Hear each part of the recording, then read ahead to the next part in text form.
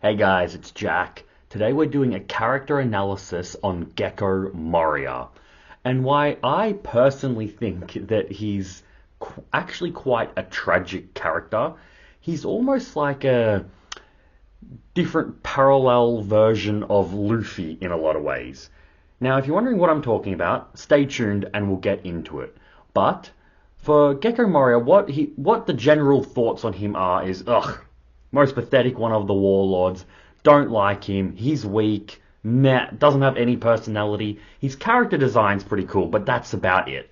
That seems to be the general thoughts on Moria, at least from what I'm able to see. And to be fair, I didn't have those thoughts as much myself, but I still probably would have ranked him my least favorite out of the original Warlords. And that might be something that I have to look at and review, because there's a lot to this character that is below the surface that kind of gives us almost like a version of like a dystopian MC, if that makes any sense. Let's just, done enough summarizing, let's get into it. Let's get into his life. We first see him at the execution of Goldie Roger. He's there along with Doflamingo, Crocodile, Hawkeye. So, a lot of his future contemporaries are here present at this execution. Dragon's there, Shanks and Buggy are there. And it was said that those people in that crowd on that day went on to become great and notorious pirates. Or in people like Dragon's case, great and influential people. And we see that by a lot of them becoming warlords, like we just mentioned. But so Gecko Moria, he sees Roger being executed. He gets expired. I did that in my last video, Jack. Jesus Christ. He gets inspired by Roger's words about the One Piece, and he gets, motivated to become king of the pirates. What does he do? He goes and forms an incredibly strong and badass crew, and he takes them all the way to the New World. So he gets through the Grand Line, and he gets into the New World. And at this time, he has about a 320 million berry bounty on his head. And we don't know much about what he does there, but we know that he gets roadblocked, unfortunately, quite early on to his journey, considering that this roadblock that we're about to talk about happened 23 years ago. So while he gets pretty far into the Grand Line, he gets all the way to Wano, it is Kaido, as we know, that sends him packing. And it's not just like, he doesn't just like beat them and send them on their way. He and his crew, I imagine it wasn't just Kaido, but the Beast Pirates killed and wiped out every single member of Gecko Moria's crew. It left Moria in a very dejected headspace. He's in a really bad mind frame at this moment because he's just lost every single comrade that he's had. And the way that the story's kind of implying it, he seemed to have been a little bit like Luffy, valuing his comrades above all. And this is what I kind of mean about like a dystopian MC, a dystopian Luffy, an alternate timeline of One Piece essentially, where like Gecko Moria is in Luffy's spot. Because what happens if at Sabaody, Luffy's entire crew got killed, and then he went on to Marineford and he watched his brother die? That he's just lost everyone that he's cared about. What would he have done then, do we reckon? We know that Oda drew all the Straw Hats in like their good timeline and their bad timeline. I imagine that would have been the set of circumstances that caused Luffy to go down that bad timeline. That timeline, where all the negatives to characters happen, is essentially what Gecko Moria lives in for the next 23 years after his defeat at the hands of Kaido. I should mention, while he's at Wano, he is able to capture Ryuma's corpse, and that will come in handy for his powers, and we'll get into that later on in the video. But he doesn't get totally dejected, Moria, in this instance. He doesn't give up on, on trying to become king of the pirates. He continues being a pirate, and he becomes a warlord after that, which was a very convenient position for him to hold, to not have to, because as being a warlord, he could indulge in his lazy lifestyle that he's soon going to obtain. Because what he does, he changes his whole mind frame. He originally believed that To become king of the pirates, what he needed was a strong, dependable, and loyal crew that will help him throughout anything. But it was Kaido that made him realize, wrongly realize, of course, but at least in his mind, come to the realization that I can't do this with live people. If I form up another crew, there's just a chance that they're all going to die again, and I, as in Gecko Moria, can't live with that. He's become terrified of losing the people close to him. He's essentially grief-stricken since the incident with Kaido up until the present-day storyline. Because he won't allow himself to care. Because caring will open him up to the vulnerability of something happening to them and them being hurt all over again. And Moria is probably thinking that he can't handle going through that pain a second time. So he decides to make a crew entirely out of zombies. Now, to do that, he needs a few things. He needs a doctor capable of, stitching the bodies back together, stitching different parts of bodies together to make even stronger zombies, and he recruits Dr. Hogback. I don't know the specifics of how he joined him, but he recruited Absalom, who had human, zombie modifications implanted onto him, and he ends up essentially adopting a young girl called Perona. Now, out of these three comrades, Perona's the only one that has a real impact on the current day story. And we find out that she looks up to Gecko Moria as a father figure. And this is going to be important because even though Moria's living a very slothful lifestyle at this moment, and will be living that lifestyle all the way up until he gets defeated by Luffy, he still cares about those three individuals.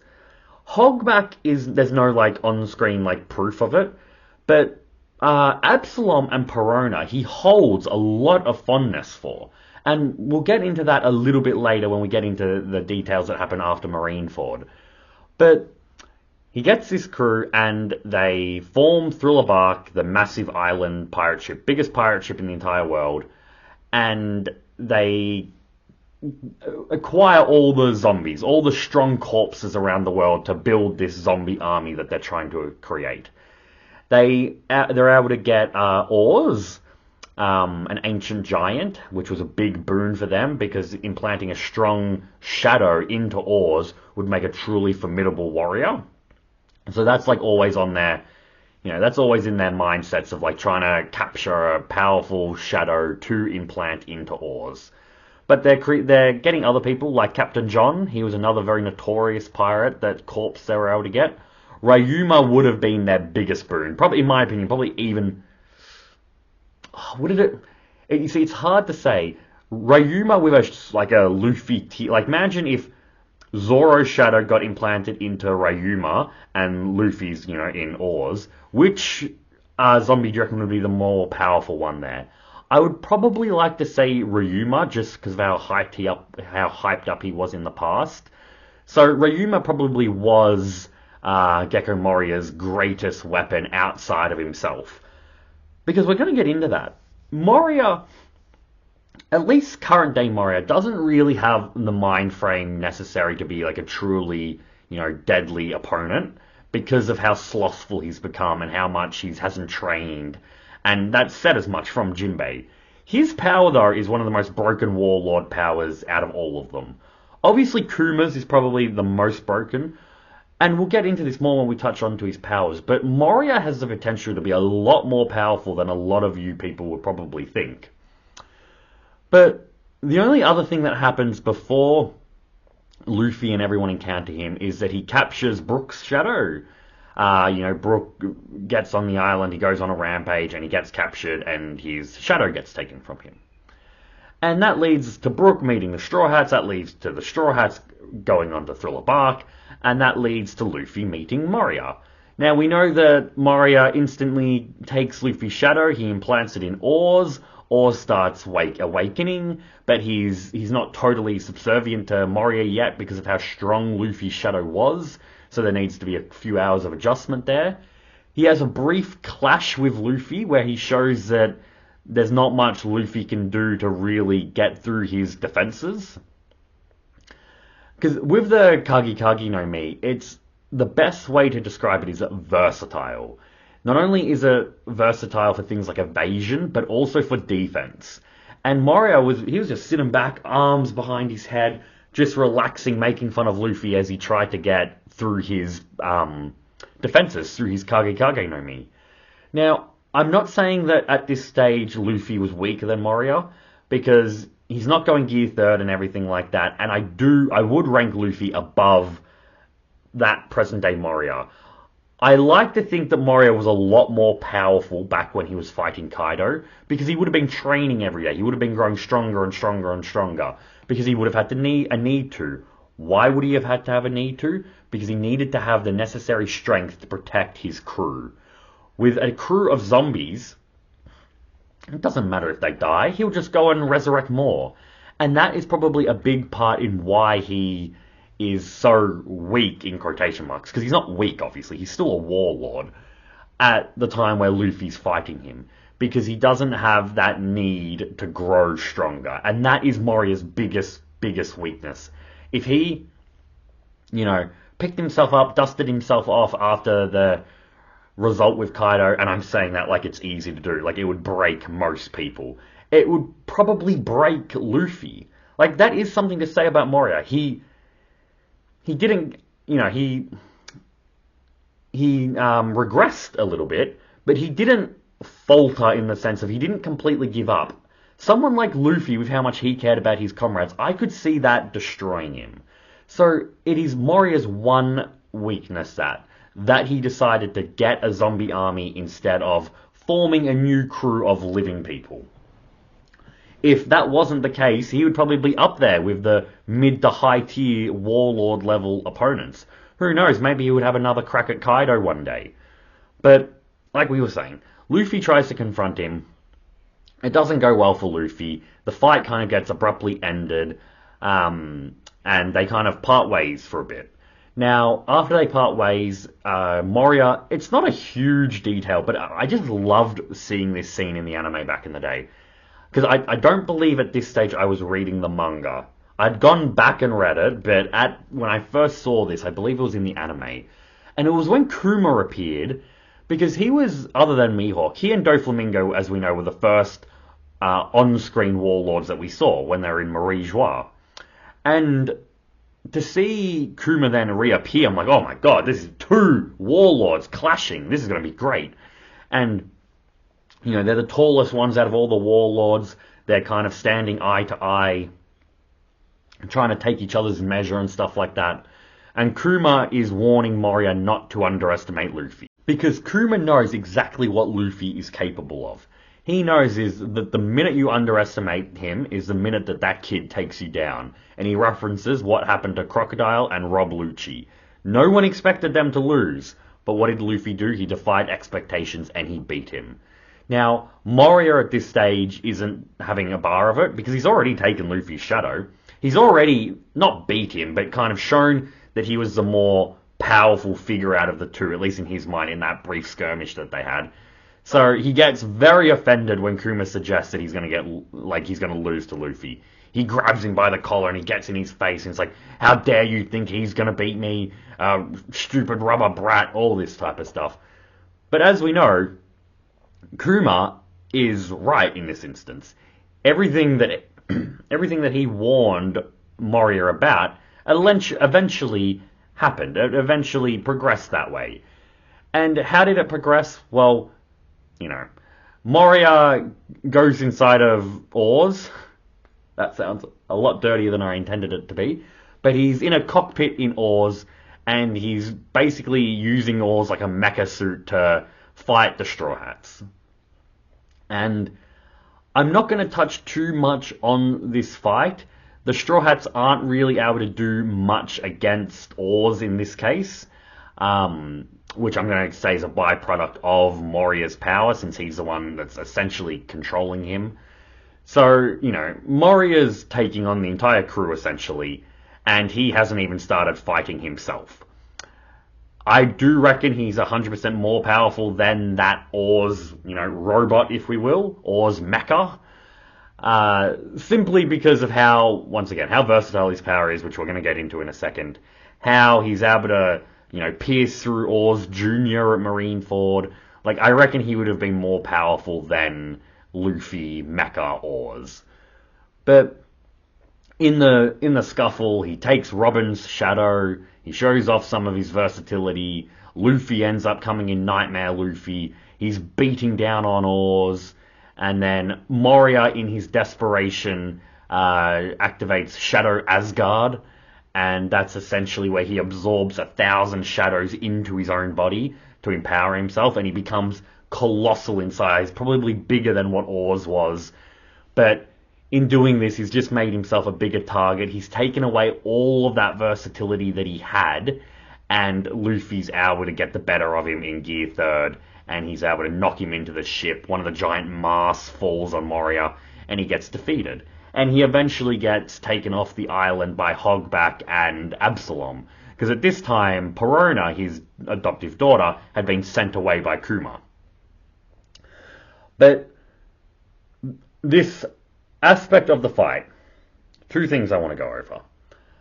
One is that we see a quite caring side of Moria here, in the sense that, and this does have a caveat, so don't roast me in the comments, and we'll get to that caveat in a sec. But for majority of Oars, and so like, Mecha Oars, as I'm going to be calling him, and Moria, Moria was actually treating him with quite a bit of kindness. Now, we know he doesn't do that for, like, the weaker zombies, but he, like, respects Oars' capabilities as a member of his crew, and he listens to him. He's not like, do this now, destroy them. If he lets Oars kind of, run the show, essentially. He lets Oars fight the way Oars wants to fight. And, he even apologizes for Oars for getting greedy and taking out Robin, because that was like, in Oars' mind, that was his prey that he was going to take down. Now, you could argue, because he's also like, what are you doing, you weakling? How could you lose to Luffy and all that type of stuff? So he does backpedal a little bit. But I do think it is important to note that he did demonstrate that kindness. Because that is something like, that even though it went away, I don't think that was just totally fake. I think his anger got the best of him, and that's why he was, talking negatively about him after Luffy beat Oars. But you would never imagine Crocodile, for instance. Say Crocodile was in the background and someone was fighting for him. He would never kind of speak to them like the way Moria is speaking to Oars. The other biggest argument into why I think this is actual kindness and not just, superficial nonsense. One, he doesn't need to show superficial nonsense to Oars, because Oars is essentially a mindless 100% loyal zombie servant to Moria. Oars is essentially just a possession at this rate.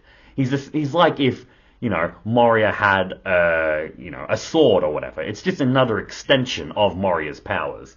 So there's no need to. But also, the reason I think it was kindness is because we see Moria show kindness to Absalom and Perona.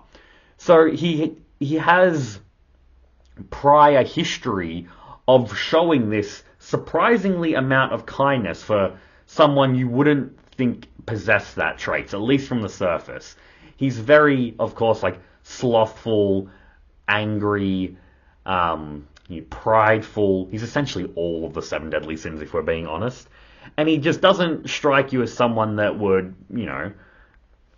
value his comrades. And of course we learn later on why he does value his comrades, because we knew that he valued his comrades in his past crew. So, like I said, I did want to just mention that there did seem to be a level of kindness that you don't actually often see from the warlords. For instance, other than like Jinbei and Kuma, not like and I'm not saying I dislike those characters more than Moria, because I'm not. I do like them more. But people like Hancock, Mihawk, Crocodile, Doflamingo, Doflamingo does care about his family that he's created, but he's not overly kind to them. And the other three are more stern and serious, and not caring, you could say. Of course, Hancock eventually does become that with Luffy, and of course she has it with her sisters, but she doesn't really have it for the rest of her crew. I just thought it was an interesting personality trait I really wanted to pick up with Moria there, because I don't see many people talking about his apparent kindness. The other aspect of the fight that I want to mention is that if he didn't go into Shadow Asgard, you could definitely make an argument that he would have beat them. Why do I say that? It's because of how versatile his power is. I don't reckon that...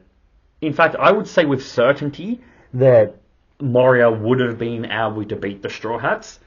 And we're going to get into that more when we touch onto his power. So I might leave it for there. But I will say, and let me know down in the comments what you guys think about this, if you guys disagree or if you do agree. But just regular base Moria with just his Kage Kage no Mi powers would have been able to beat the Straw Hats at Thriller Bark. There it is. I've said it. I might do a whole 20-minute video, probably 40 minutes, on deciphering that specific battle, like the what if there. But I'll also touch onto it a little bit in his powers section.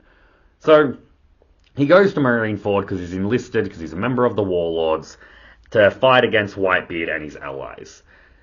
He takes down, he's like the one that gets the final kind of blow in on Oars Jr., which is very fitting. Great storytelling there from Oda, since he, had ties with Oars Jr.'s ancestor.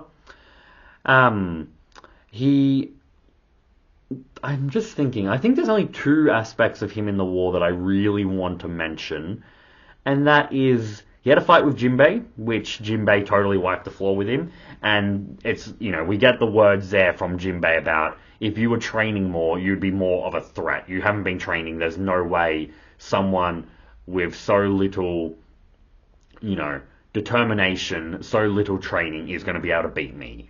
So Jinbei does defeat him. He was essentially a bit of a hard counter to Moria, and once again, Moria relying on more of his Shadow Asgard power rather than his just regular base abilities. But he does get defeated by Jinbei. And I say defeated. He gets taken out by Jinbei. He doesn't get decisively, one hit KO'd, unconscious, beated. Is that a word, Jack? Defeated. The reason I say that is because it is mentioned from Mihawk that when he left the war, which was essentially at the end, that Moria didn't really have a scratch on him. So it's not like he was beaten bloody or anything like that. Now, you'll know what the next main bit I'm going to talk about in the war. Doflamingo attacking Moria. He tells Moria that the government reckons he's too weak to stay a warlord, and that they're going to write off his death as a casualty of the war with the Whitebeard pirates. So he's accompanied by a few of the Pacifista. They track Moria down, and it looks like, they're about to kill him, but he disappears into nothing. And why has he disappeared? Because Absalom has come and used his clear fruit power to make Moria invisible and make their escape. Just going to show the absurd levels of loyalty that Absalom has to Moria. Because you wouldn't risk getting in the way of the heavenly demon and 2 or 3 Pacifista for a man you didn't really care about. So I feel like that's more of an argument to show that Moria really did care about his comrades, because I don't think that level of loyalty would have been demonstrated by Absalom if the loyalty wasn't also reciprocated by Moria. And Moria does reciprocate it. Oh boy, does he. Because the next scene that we see from him is he's marching on goddamn Hachinosu.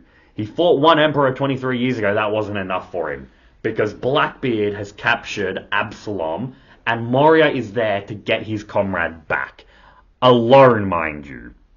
Once again, a weakness of Moria here, because he's not relying on other people, because he doesn't believe that he can, because of being hurt. Prior trauma from his incident with Kaido. But he marches on Hachinosu by himself, demanding that Teach gives him back Absalom. I can't say how much of a badass move this is. Obviously, we know it doesn't go well for him, and he ends up getting captured. Shiryu using Absalom's own clear fruit power cuts Moria down, which is a very cruel, sick irony that the comrade that he's so desperately looking for's power is what's used against him, and that's what lets Moria know that Absalom is dead, that Moria was too late to rescue him, and history is repeating itself. He's just lost another comrade to another emperor. That's going to be important. We're going to get into that when I talk about the future of what Moria will do in the series. He gets captured though, and because let's just quickly wrap up everything that happens. Perona finds out that he's captured on Hachinosu. She goes to Hachinosu. Once again, the loyalty that's demonstrated in this crew is unreal. But we know that Perona looks up to Moria as a father. She goes, she gives keys to Kobe. I just did a character analysis on Kobe a couple of days ago, so I'd heavily suggest go watching that. I'll put that up on the screen. But Kobe gets free, and it's implied that he rescues Moria, and Moria escapes, and we don't know anything from there. So that's everything in the story that he does. But let's rewind. In Hachinosu, with his just sheer ballsiness to go on to, invade Hachinosu by himself, I can't really articulate just how much more I valued Moria and respected Moria as a character for doing something like that. Like, that is insane. Especially for a character that hasn't, like we were saying in the beginning, most people just have negative thoughts about him, and they have that for a reason. He doesn't give much to the audience to suggest otherwise. But he pulls off a total badass move invading Hachinosu all by himself just so he can rescue one comrade. That's MC level shit. And it is. Like, you can be like, you can be watching me being like, that's not an MC! Moria's not an MC! I swear to you guys, in a alternate One Piece timeline, Moria would be your MC of the story. He gets inspired by Roger like Luffy does. He forms a powerful crew that he loves. He's Nakama, just like Luffy. He then faces a difficult, challenging Kaido, which results in all those beloved crew members of him dying. It's essentially what happens to Luffy, but his crew doesn't actually die. And that's where the alternate timeline of it happens. Moria goes down one path. What would happen if he didn't encounter Kaido? If he just, kept sailing the seas? Would he one day eventually have tried to become an emperor?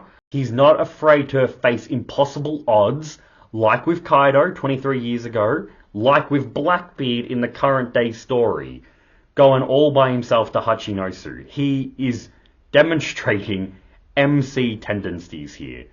Now, I would have loved to have seen a story where Moria didn't encounter Kaido and he just kept going on his journey. That would have been, to see where Moria would have been then, like where his arc would have ended, would have been great to see how his character is. But I think that is something that we're going to actually get. Now, what do I mean by that? Well, we know that Absalom has died, and we very, very specifically have not seen Moria since he's become aware of Absalom's death. I think what happens here is that Absalom's death is going to be forcing Moria to come to terms with a lot of things that he should have come to terms with a long time ago. And that is grief, and it is a fear of letting people back in. Seeing Absalom die re-triggers all that trauma. Seeing Perona be the one that helps him escape makes him realize just the value that, real living body comrades can have. And I think he goes and he forms another proper crew. And of course, we're never going to see like true outcomes of that or anything like that. But end of One Piece flashback or whatever, I think we see Moria sailing the seas with his new crew and him finally being content with what he has with his life. Because, like, Moria is a tragic hero in a lot of ways. So many different titles I can think of to name this video. I don't know what I'm going to go with. The tragic hero, Gecko Moria, could be nice. It's, it's hard to say a hero in the sense that he was a pirate, but he seemed to be a pirate like Luffy, and he ends up being overconsumed by grief and goes down a dark path of laziness, of, like, he goes through 23 years of depression, you know, emotional eating because he's sad, not having the drive to get out of bed. Essentially, he sleeps for 4 days at a time, not willing to take risks to then further be disappointed. He's the perfect textbook real life example of depression. And it's the stuff that happens with Absalom is what's needed, unfortunately, for that trauma to get kickstarted again. And then it's Perona's actions saving him that is going to show Moria that there are still people in the world that care about him. And that's going to change his outlook on everything, in my stupid YouTube headcanon at least. And he's going to form up a new crew. Perona will probably be, on his crew, unless she fucks off back with Mihawk. That would be harsh. She'll stay with Moria. And he'll form a new crew, and he'll live his life sailing the seas with Nakama that love him for who he is. That is what I reckon is going to happen with Moria. It's surprisingly, he's where I want him to be in the future is more in depth than I would have originally thought, 10 years ago when I first watched, Moria and Thriller Bark. But I reckon he's a truly interesting character when it comes to things like dealing with grief, depression, self-loathing, self-doubt, not letting people in because of fear of losing them. Like, he's literally a therapist's wet dream. And I'm not sure if it was all deliberate on Oda or if it's all just worked out that way. But I reckon that he's I reckon that he has a lot of depth to him as a character. Probably the most underrated depthness, if we want to call it that, of any character in One Piece, bar none. Just because of the sheer negative reception that the audience does have of Moria, it prevents us from looking too much deeper into what's making him tick, what's making him work, why is he doing these things. But us forming headcanons of how he was dealing with his past trauma. But either way, Moria coming in as a tragic hero in my book. Now, let's wrap this video up with going over his powers. Because like I said, I mentioned that I reckon he probably would have beat the Straw Hat crew if he didn't go into his Shadow Asgard form. And I stick by that belief. Because some of the abilities we know he has Brickbat, let's scratch. He has Doppelganger, which forms his shadow into essentially a shadow clone of himself. Taken after Naruto there. And that shadow can break apart into brickbats, like I was saying, to swarm an opponent and bite down on them. It can form into a variety of different objects. We've seen him form it into boxes. It could literally form into really anything you could imagine. One of the most deadly abilities of it is he's able to switch places with his doppelganger whenever he chooses. Essentially Law and his room ability to switch things. It's also essentially the substitution jutsu. Is that what Gecko Moria has been so upset about this whole time? He just wants to be a goddamn ninja. We've got to get him meeting Raizo. Those two would be a perfect pair. But he's able to, switch places with his doppelganger, Shadow. He's able to create zombies out of shadows, essentially creating an infinite army that are absolute loyal to him. Because we know with Big Mum's fruit, that doesn't, that's not a guarantee of loyalty. It's fear of Big Mum that gets them to her homies to stay loyal to her. But with Moria's fruit, you don't have to worry about that. You can just, implant the shadow that you want into a corpse that you want, and boom, you've got a loyal soldier that's going to be around forever. So he can do that. He can, like, with his Shadow Asgard ability, he can empower himself if he used that in a more restrained way. Like, 10 shadows, just to give him a bit of more bulk and speed to, you know, get some more stats in his, like, strength, durability, speed. Did a real good job butchering that. Basically, get a few level ups in the physical stats.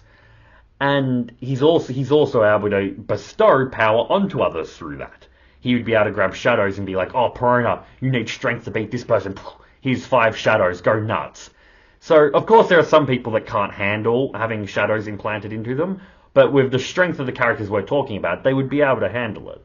So he can increase his own power. He can bestow powers. He can create an infinite immortal army. He can switch places with his doppelganger to avoid damage. He can craft his doppelganger into limitless objects, a storm of swords, anything you could really think of, a shadow wolf. He could form anything out of it. But the other big aspect of his power that I want to go over is, and I have said this in a prior video, I'm going to do separate videos on all devil fruits, spending a lot more time going over them. I don't want to make this character analysis too long.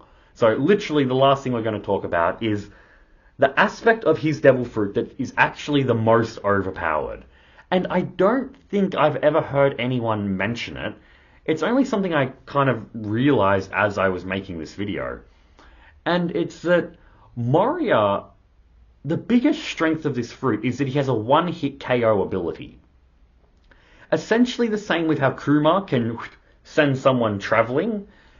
Moria, if he grabs your shadow and cuts it, you lose consciousness.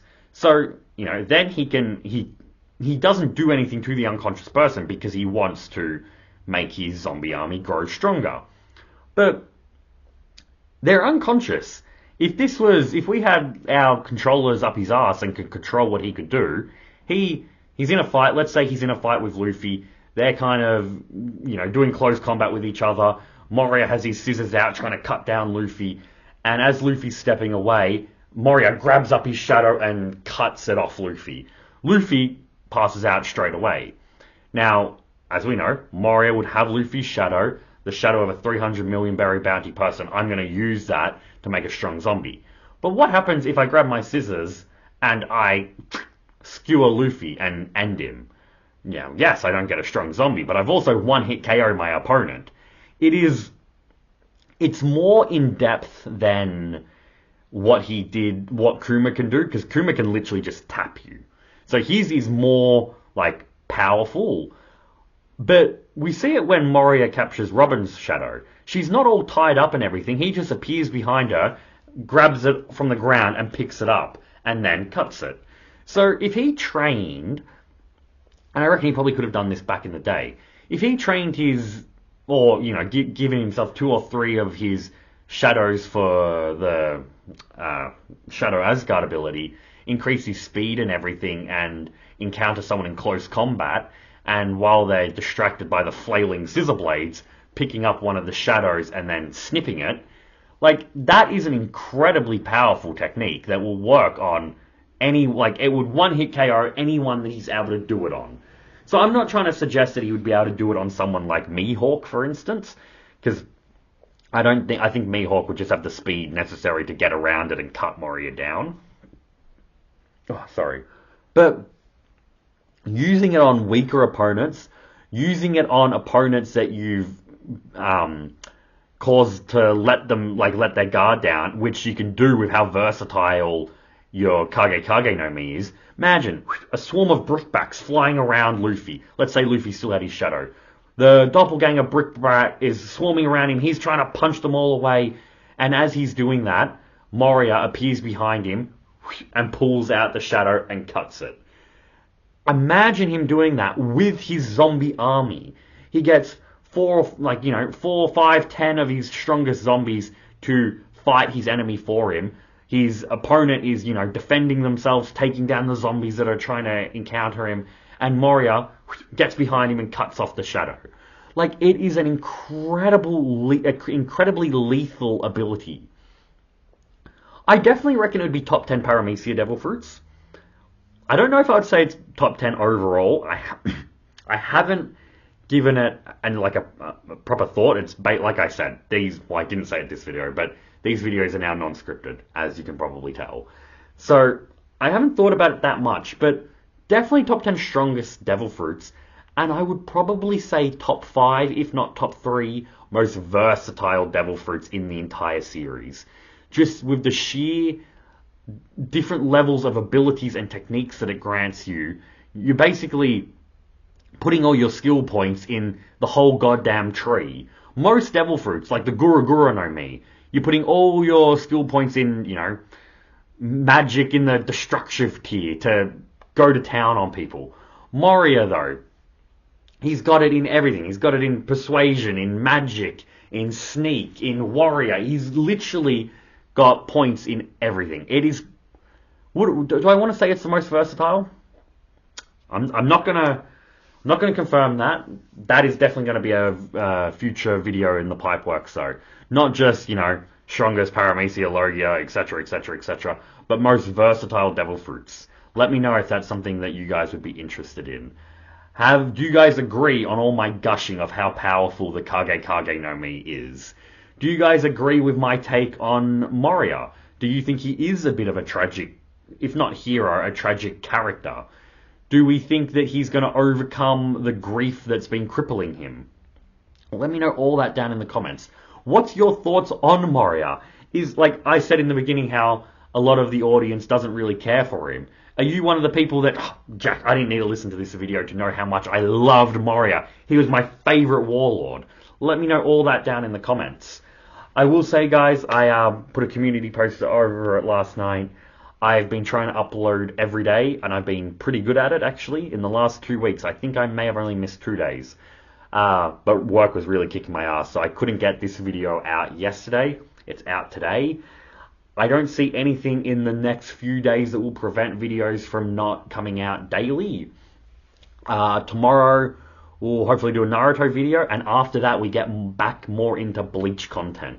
Let me know down in the comments as well. Does this work for you? 2 One Piece videos followed by a Naruto, then a Bleach? Would you prefer One Piece, Naruto, Bleach? Would you prefer, 2 One Piece, 2 Naruto, 2 Bleach? Let me know how you guys want it all done in the comments, so I can really properly structure a format that we all really like. But I've been Jack Cypher. It has been a distinct pleasure in deciphering Gecko Moria. But peeps, have a lovely night. Jack out? Jesus. Been talking too long. Cypher out.